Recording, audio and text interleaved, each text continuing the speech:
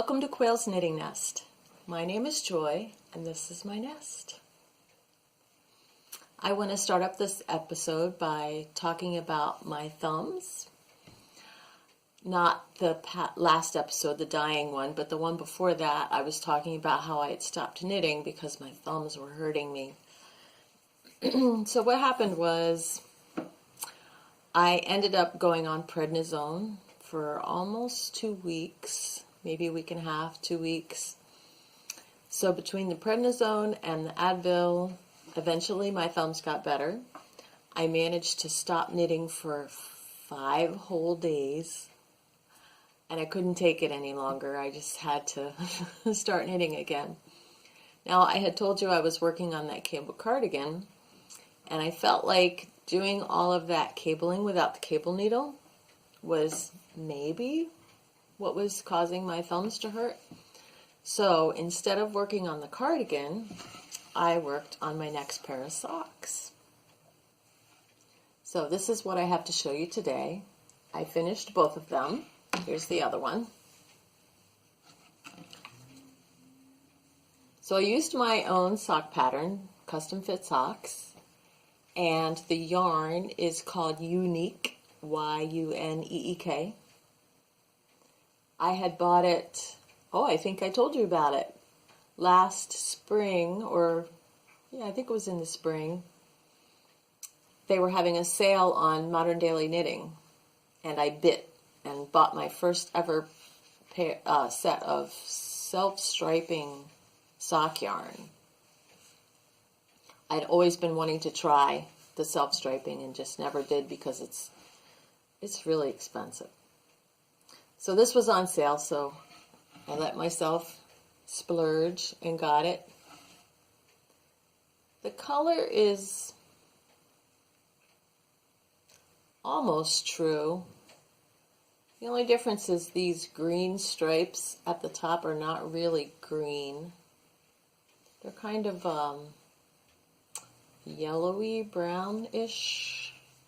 But everything else looks pretty good on camera. The light blue, the light brown, the dark brown, and the dark blue is all pretty true.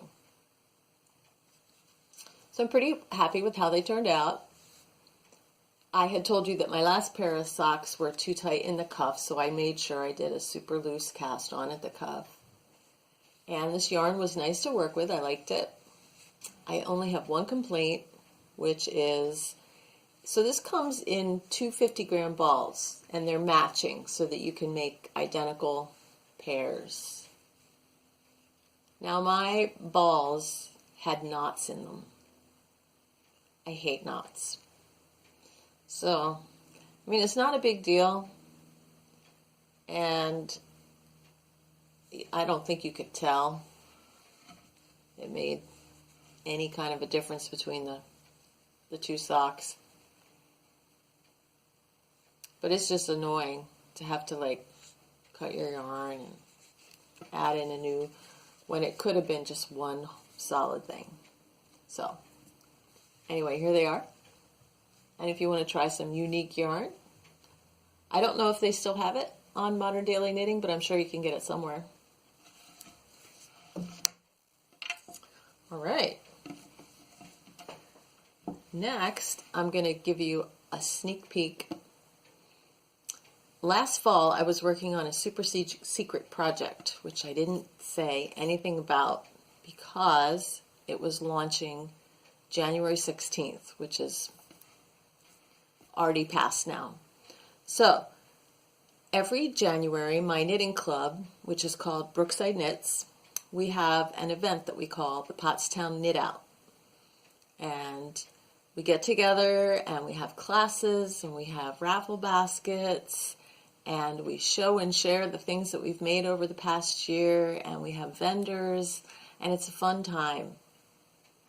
This year, however, we couldn't have it because of COVID. So we were trying to figure out what to do instead, and somebody suggested, how about a knit-along? And then somebody else said, oh, I've been having so much fun doing these mystery knit-alongs. Maybe we could do a mystery knit-along.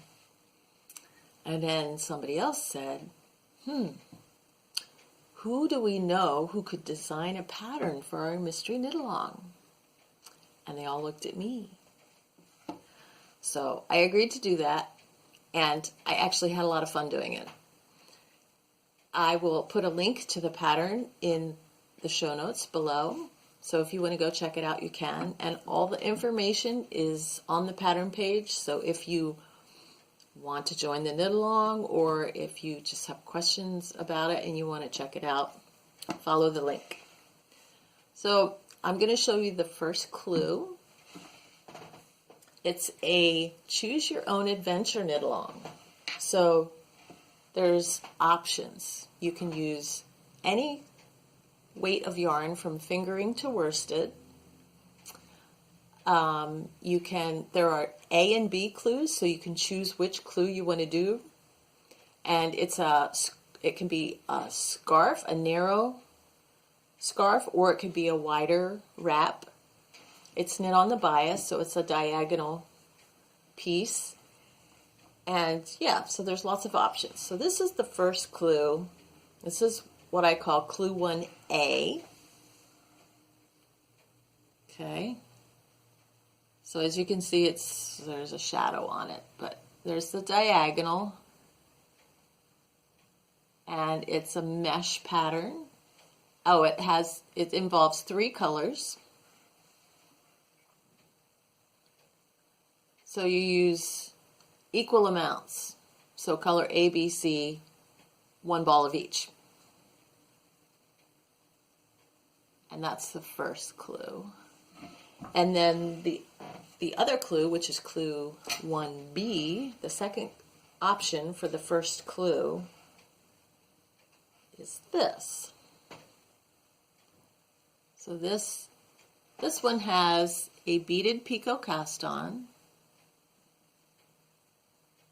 the stripes, and then this chevron style lace pattern.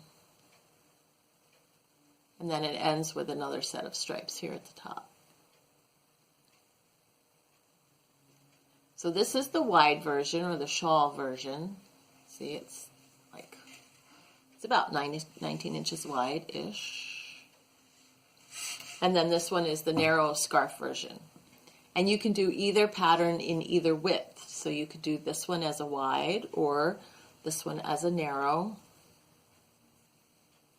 Hold up the right side here, or this one as a narrow. So that's fun. And maybe next time all the clues will be out and I'll be able to share the entire project with you. So that's to wet your whistle. If you're interested in joining us, head on over to the link and check it out. Now, I had a viewer ask about needles. So I'm going to tell you my needle saga. The short version is I use Addi Turbos. So this is Addi Turbos by Quail. These are my favorite needles, and I have them in pretty much every size there is. My needle saga started when I first started knitting. At the time, we didn't have a lot of money at the time, and I didn't have, cash to just spend on frivolous things like hobbies. So in the beginning, I got all my supplies, my yarn, my needles, everything else, from yard sales and thrift stores. So I picked up whatever they had, and that's what I used. In the beginning, I had an entire set of metal straights. I still have a whole set of short straights, but I got rid of all of my long straights because I never ever use them anymore. And even the short ones, I rarely use. Every once in a blue moon, I'll pull them out. But I don't use these very often. I just keep them just in case. So these are all of my yard sale thrift store needles, is this set of straights that I have. And they're all different vendors. So like this one is Boy, and this one is Susan Bates. Just whoever made the needles that I got, that's what I got. And in terms of circulars, same thing. I just got whatever was available. So I have random circular needles that I have no idea what they are, because they're not labeled in any kind of way, where they came, what brand they are, whatever. They're all my yard sale thrift store needles. I did pick up some plastic needles in the beginning, and I used those, and I used the metal needles, and I also used some bamboo circulars. And of the three, the metal, the bamboo, and the plastic, I really liked the metal the best. I got rid of all of the plastic because I actually hated using the plastic. And I only kept a few, I don't think I kept very many bamboo. In fact, I can only see one pair here. One pair of bamboo. And the reason I kept these is because they're bigger, and I rarely use large size needles. So why spend money on something that I hardly ever use? So I'll just, if I need them, I'll just pull these out and use them. Then, for a while, a year or two, I got a part-time job at a yarn shop. And that was heaven. It was so much fun to work there.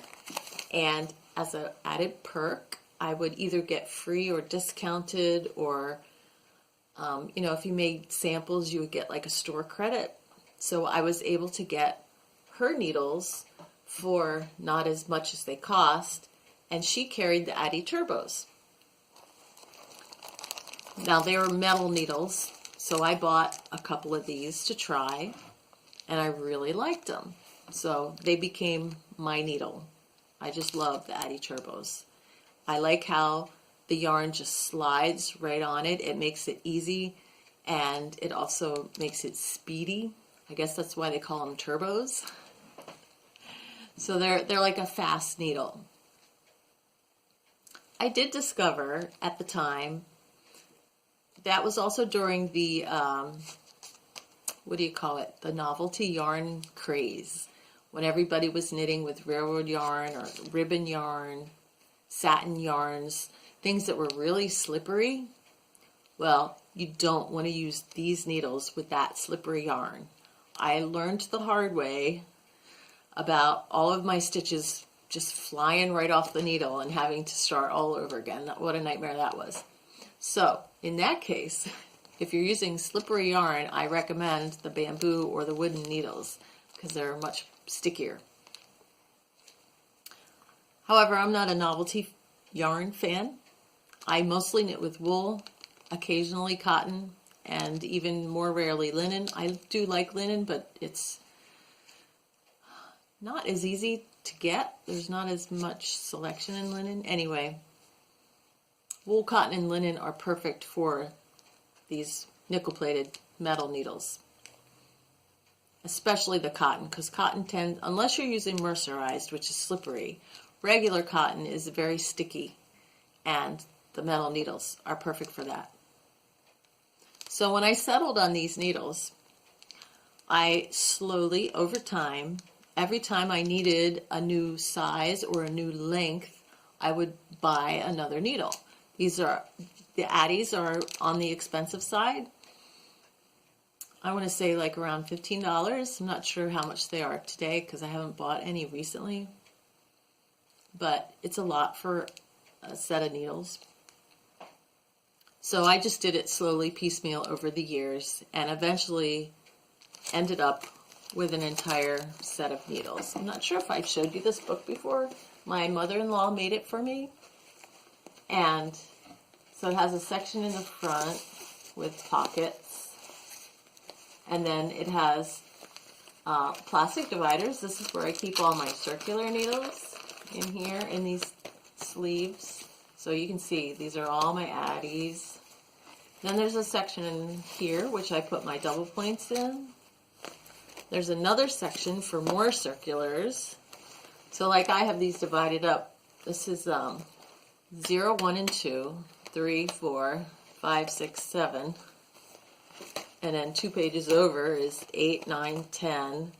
I think this is 10 and a half, 11, and 13. I think 13. Oh, I do have one pair of 15s here. That's a wooden pair. Or, not wooden, bamboo. I rarely use the larger sizes, so I don't have that many of them. But the smaller sizes, I have like a 16-inch, 24-inch, sometimes a 32-inch, and I have a few 47 inches. Now, because I've added to my collection piecemeal over the years, I have a complete or almost complete set of needles. Because of that, I have never felt the need to buy an interchangeable set.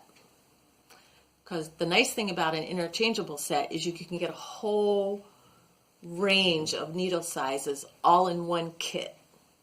And then you just swap out whichever size needle you need for that particular project. But since I already have all of these needles, I don't really need that. The only thing, once or twice, that I've wished I had one was I made a swancho a couple years ago, and it's really big around at the bottom. And the nice thing about an interchangeable set is that you can add a cord to a cord to lengthen it, and then it might have been long enough to fit all the way around. Because even my 47-inch needle was pushing it for how many stitches were on it. But I rarely need something like that, so I don't feel the need to invest in an interchangeable set. Almost all my friends, however, have interchangeables. A lot of them used to have the Denise needles. I think 1 or 2 might have the Addi Turbo interchangeables. And I think most of them have Knitter's Pride. And I know Knitter's Pride has a whole bunch of different sets. There's wooden, there's bamboo, there's metal, and there might be even something else like an acrylic or something. I'm not sure. But they have a whole selection. The Addies also have a selection, but it's basically a choice of one kind of metal or another. So they have the Addi Turbos, which has a short blunt tip, and that's almost all of mine are Addi Turbos with the short blunt tips. They also have what they call Rockets, which have a long, thin tip, which people recommend for lace knitting because it's very pointy. I find I'm not a huge fan of pointy needles because it's easy to split your yarn with them, and yarn splitting is annoying. Now my double points are a different story because in the beginning I started with short double points. I was knitting socks, and socks are small, and I started with the short ones. I bought needles from the big box store, the Clovers, and these only come in one size, which is 7 inches. So I started with the 7 inches. Then I went down to the tiny ones. I think they're 5 inches maybe. And I only bought 1 or 2 pairs to try them out, and it turns out I hated them. And the reason is because they're so short, my stitches were always falling off the ends. So annoying. So instead, I went the other direction from a 7 to, I ended up buying 8 inch. Yeah, this is 8 inch. And this is my favorite. I love the 8 inch needles. Hardly ever do I lose stitches off the ends of the 8 inch needles. They are a little unwieldy, because they're so long. However, I've gotten used to it over the years, and so it doesn't bother me. I'm happier working around the length of the needle than I am having to pick up my drop stitches all the time. So for me, that's why I went that way. And I think I talked about this before, but I originally started with wood and bamboo double points, but discovered that the bamboo bent, and the wooden ones straight out broke. The most often I use double points is for socks, so I'm always using a small, like a size 1 or 2 at biggest for socks, and they would always bend or break. So when the carbons came out, I jumped on board hard with the carbons because they are sticky like the wood, but they're hard. They don't bend, they don't break. They're, for me, the perfect needle. So eventually, I ended up doing the same thing with the carbons that I did with the Addies, and every time I needed something for a project, I would go and buy more carbons. So I have 2, 3, 4, 5. I think I have them up to size 6. And I rarely go over a 6, so I have size 7 bamboos, and I'll just use the bamboo. It's not worth buying a whole set of needles for something I rarely use. 8, 9, oh, and I do have one set of plastic needles still, and it's size 10 double points. And again, the reason I never replace them is because, well, I spend money on something I so rarely use. I can't even remember the last time I used this set of double points. I'm not a chunky knitter. I rarely go over probably size 8. This is the biggest needle I normally use. It'd have to be something special. So I think that's it in terms of needles. It's also very a personal choice. So like I said, over the years I discovered that for me, and based on the type of yarn that I use most of the time, mostly I use wool, sometimes cotton. The metal, nickel-plated Addi Turbos are my go-to needle. All right, what am I working on now? So I'm still working on the Bray Cardigan. Let me show you the picture again. It's by Josie Mercier. It's this one.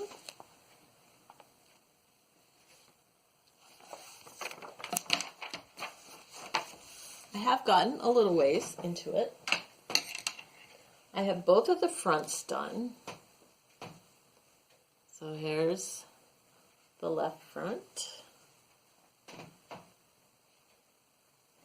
And here is the back side of the right front.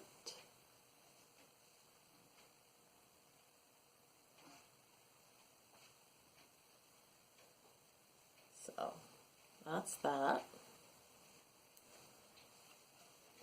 And I'm almost up to the armhole on the back. Here's the back. So you can see my markers dangling here. This is how I keep track of my waist shaping. So I was decreasing 1 stitch every 6 rows. So every time I did a decrease, I put in a marker. 1, 2, 3, 4, 5 times. Now for the back, I'm doing A-line shaping. So I decreased my 5 stitches and then I'm just going to keep it there. For the fronts, because of my bust, I did hourglass shaping. So I decreased my 5 stitches and then stayed straight for like 2 inches, and then I increased coming up to the underarm there. And that's the back side. Here's the front side. All right, so I think you could see the curve. So that's the hourglass glass shaping on the front, and then just straight A-line shaping on the back. That's my new go-to shaping, because when I increase on the back, I mean, I don't really need the extra room in the back. There's nothing back there that needs to be covered up. So it just made the sweater baggier than it needed to be. So I just left it out. I did make a modification. The pattern as it's written does not have pockets. So I inserted pocket there, right along that line, the cable line. And on the back, you can see the cables coming down here, and then there's a smooth portion. That's the pocket lining. And it's joined right at the top of the ribbing.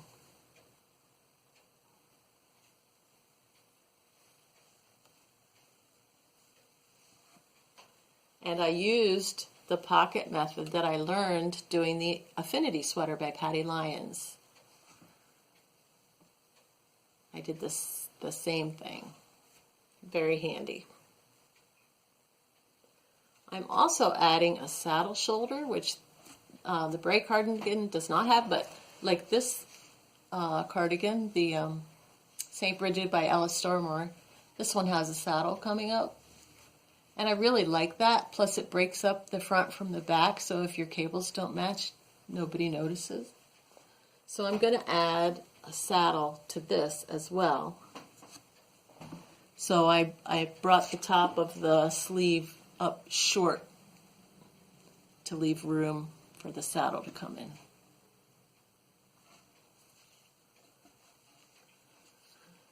So maybe next time it'll be finished. Who knows? We'll see. But I was moving intentionally slowly on this one because of all of the cabling, because of my thumbs. And then I blew through the socks because these are super easy to knit and they hardly, affect the thumbs at all. So there we are. All right. That's all I have for you today. If you have any questions or comments, put them down in the comment field below. I enjoy hearing from you. Take care. Have a great day.